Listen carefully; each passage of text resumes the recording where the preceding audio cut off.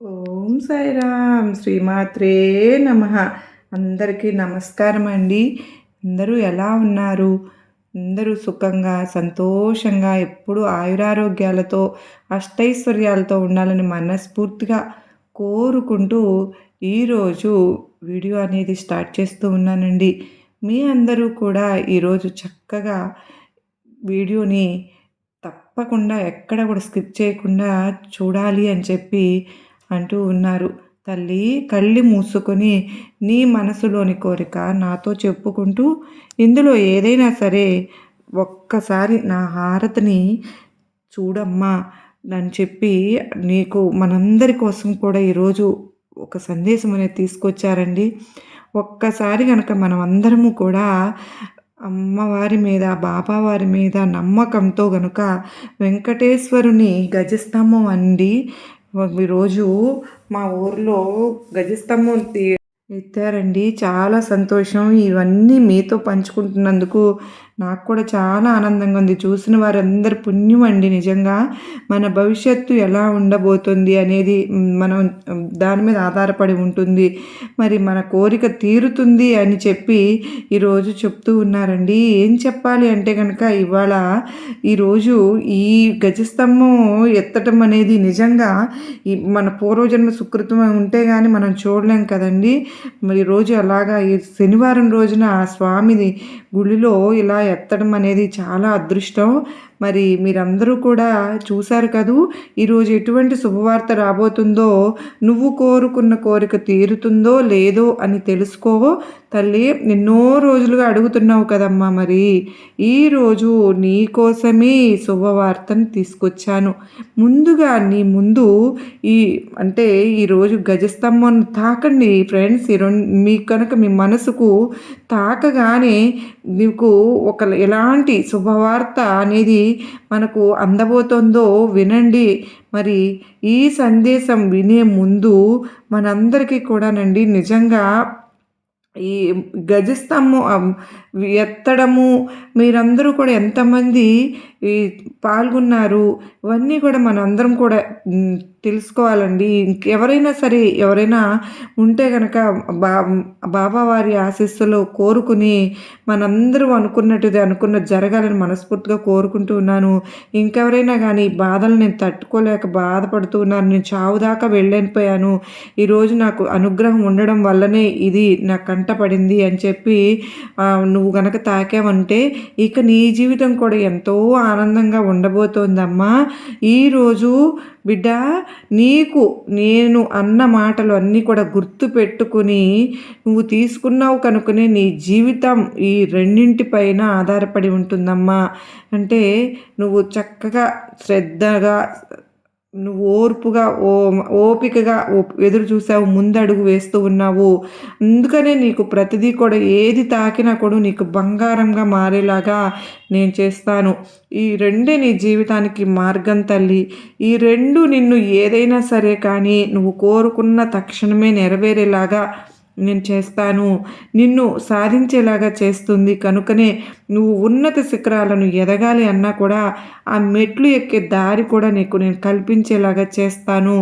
నువ్వు ఎప్పుడైతే కనుక ఓర్పుగా ఉండడము శ్రద్ధను అంటిపెట్టుకుని ఉంటావో నీ జీవితంలో అన్నింటిలో కూడా నీకు విజయాలు కల్పిస్తాను. కానీ ఒక్క విషయం, ప్రతి చిన్న కష్టాన్ని కూడా చూసి నువ్వు భయపడిపోతూ ఉన్నావు, కుమిలిపోతూ కూడా ఉంటున్నావు. ఎంతటి క్లిష్ట పరిస్థితులు ఎదురైనా సరే కానీ నేనే చూసుకుంటాను అన్నది నువ్వు ఎందుకు మర్చిపోతున్నావో అర్థం కావడం లేదు. కళ్ళు మూసుకొని నువ్వు ఉన్న చోటనే నువ్వు పలకగానే నీ ముందు నేను ప్రత్యక్షమవుతాను. నీ బాధలన్నీ కూడా నేను చూస్తూనే ఉన్నాను. నువ్వు సమయానికి పడుకోవడం లేదు, కంటి నిండా నిద్ర కూడా ఉండడం లేదు. ఎప్పుడు ఏడుస్తూ ఉంటున్నావు.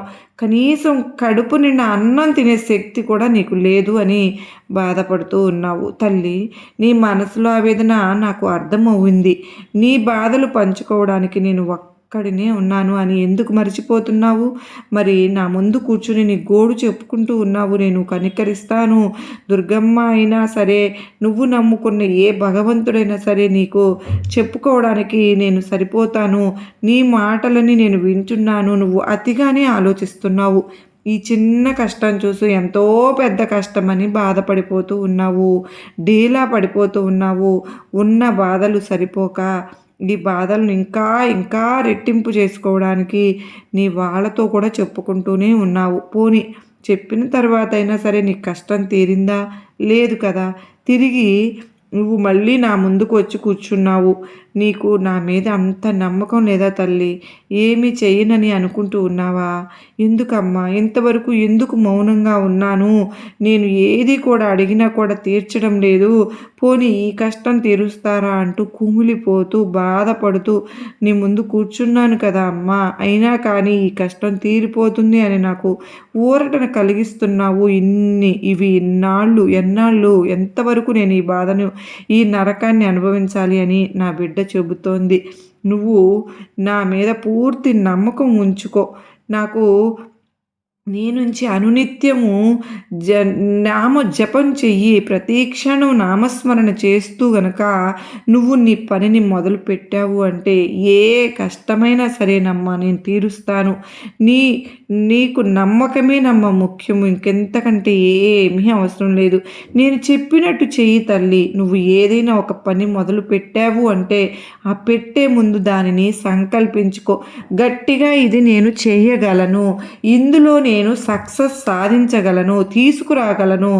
ఎక్కడైతే నేను ఓడిపోయానో అక్కడే గెలిచి నేను చూపిస్తాను అన్న పట్టుదల అనేది నీలో ఉండాలి. కష్టపడు, ముందుకు అడుగు వెయ్యి, ఎవరిని నమ్మవద్దు. నీ పనిని మాత్రం నిర్లక్ష్యం చేయవద్దు. ఖచ్చితంగా నీకైన ఫలితం దక్కుతుంది. నువ్వు ఎంత కష్టపడి ముందుకు వెళతావో అంత ఎక్కువ ఫలితం నీకు దక్కుతుంది. ఖచ్చితంగా నీకు ఆ ఫలితాన్ని నేను అందిస్తాను. ఈరోజు నువ్వు ఏదైతే గనక ఒక పని నా మీద నమ్మకంతో తలపెట్టావు అంటే అందులో విజయం కలగకపోతే నన్ను నిందించడం కాదు, నువ్వు అందులో ఎంత నిర్లక్ష్యం చేశావు అన్నది మాత్రం గుర్తించు. తల్లి, నువ్వు ఈరోజు ఒక ఉద్యోగం కోసం ప్రయత్నం చేస్తున్నావు. కానీ ఆ ఉద్యోగం నీకు రావాలి అంటే నువ్వు దానికి తగిన అర్హుడువా కావా అన్నది చూసుకో. అందులో ఖచ్చితంగా నేను విజయం సాధించాలి అన్న పట్టుదల నీలో ఉంటే తప్పకుండా నీకు తెలియనివి తెలుసుకుని నేర్చుకోగలుగుతావు. మరి నేను అందరికంటే కూడా బాగా చదివి మంచి మార్కులతో మా అమ్మ నాన్నలకు మంచి పేరు తెచ్చి పెట్టాలి అన్న పట్టుదల నీలో ఉంటే గనుక తప్పకుండా నువ్వు బాగా చదువుకుని మంచి మార్కులను సంపాదిస్తావు. నీ వాళ్లకు సంతోషాన్ని నింపుతావు. అలాగే నువ్వు అనుకుంటున్నది ఏదైనా సరే కానీ ఒక వ్యాపారం చేయాలని నిర్ణయించుకుంటే ఆ వ్యాపారంలో లావాదేవీలు, ఒడిదుడుకులు, ఏవైనా సరే సమస్యలు, ఇటువంటివన్నీ కూడా ముందే తెలుసుకుని ఆ ప్రయత్నానికి ఒక ముందడుగు వేయాలి. అప్పుడే అందులో నీకు ఎటువంటి పరిస్థితులు ఎదురవుతాయి అన్నది అర్థమవుతుంది. ఏదైనా సరే అనుభవంగా నేర్చుకుంటేనే నీ జీవితానికి ఒక పరమార్థం. మరి పొరపాటును కూడా ఎట్టి పరిస్థితుల్లో కూడా ఇతరులపై ఆధారపడనే వద్దు. కేవలం నీ కష్టాన్ని మాత్రమే నువ్వు నమ్ముకో. నిన్ను నువ్వు నమ్ముకొని చేస్తే అందులో విజయం చూసి నువ్వే ఆనందపడతావు, గర్వపడతావు. నువ్వు శభాష్ అనిపించుకోగలుగుతావు. నీ మనసు పులకరించిపోతుంది. ఎప్పుడైతే నీకు నువ్వుగా నేర్చుకుని అందులో విజయం సాధిస్తావో ఆ క్షణమే నువ్వు ఎంతగా ఆనందిస్తావు అంటే అది నీకు మాత్రమే అర్థమవుతుంది. తల్లి, ఈరోజు నువ్వు నా మీద నమ్మకంతో మరి నన్ను తాకావు. ఇక నువ్వు కోరినంత డబ్బు, నీ సంపాదన పెరిగి నువ్వు బంగారం కూడా కొనుక్కునే శక్తిని నేను కల్పిస్తాను.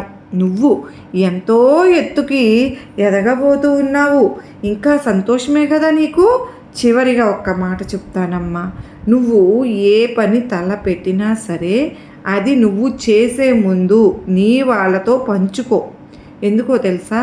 కేవలం నీ కుటుంబ సభ్యులు మాత్రమే నువ్వు బాగుండాలని, నువ్వు ఎప్పుడు ఆరోగ్యంగా సంతోషంగా ఉండాలని కోరుకుంటారు.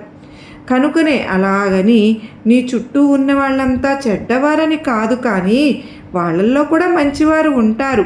కానీ వారిలో ఎవరు నీ శ్రేయస్సును కోరుకుంటూ ఉన్నారో నీకు తెలియదు కదా. పొరపాటున నీ అభిప్రాయాలను వారితో పంచుకున్నావే అనుకో, అదే ఆసరాగా తీసుకుని నిన్ను పాతాళానికి తొక్కేస్తారు. కనుక నీ సమస్య కానీ సంతోషం కానీ ఎటువంటి పరిస్థితి అయినా సరే నీకు పంచుకోవాలి అంటే మనసు కలిగితే గనుక నేనున్నాను కదా, ఇది గుర్తుపెట్టుకో. అలాగే నీ వాళ్ళతో నీ కుటుంబ సభ్యులతో ఏదైనా సరే చర్చించు, మాట్లాడు. ఎలాంటి సమాధానమైనా సరే నీకు వారి ద్వారానే సరైనది దొరుకుతుంది. అలాగే తల్లి, నువ్వు ఈరోజు దర్శనానికి ఎప్పుడు మర్చిపోవద్దమ్మా. ప్రతి వారము కూడా వస్తాను అంటున్నావు, కానీ నీకు అన్నింటిలో కూడా విజయాలు కలిగించడానికి నేను నా వంతు కృషి నేను చేస్తూనే ఉన్నాను అని ఈరోజు అయితేనండి, ఎవరైతే కనుక ఇవాళ స్వామివారిని తాకి హారతిని దర్శించుకున్నారో వారందరికీ కూడా గొప్ప అదృష్టాన్ని పంచారు కదా.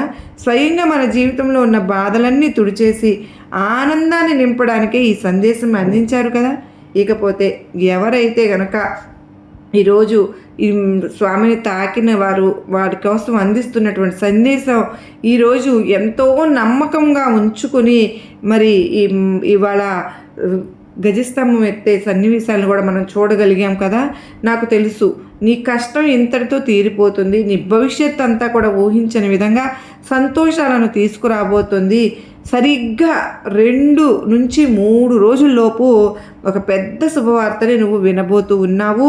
నువ్వు అస్సలు ఊహించనే ఉండవు, కానీ అంత గొప్ప శుభవార్తను నువ్వు తెలుసుకోబోతూ ఉన్నావు. ఇక నువ్వు ఆనందంగా జీవించబోతూ ఉన్నావు.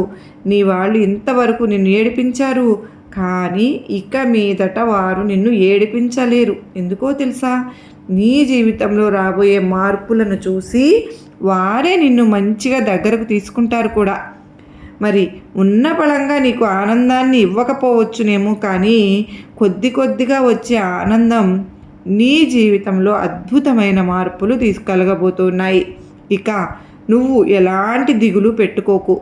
నీకు నా మీద నమ్మకం ఉంచావు కనుక నీకు ఏదైనా నేను చెప్తున్నాను అంటే అది ఖచ్చితంగా జరిగే తీరుతుంది.